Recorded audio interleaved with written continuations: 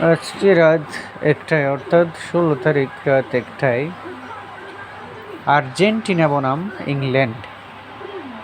সেই ইংল্যান্ড আর্জেন্টিনার বিপক্ষে অনেকগুলো ম্যাচ খেলেছেন, তার মধ্যে ইংল্যান্ডে এগিয়ে আছেন, যার ফলে আর্জেন্টিনা এবং ইংল্যান্ড ফাইনালের পথে খেয়ে যাবে প্রশ্ন হচ্ছে আমার।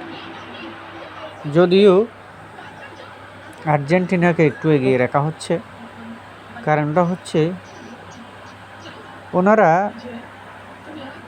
এ যাবৎ দীর্ঘ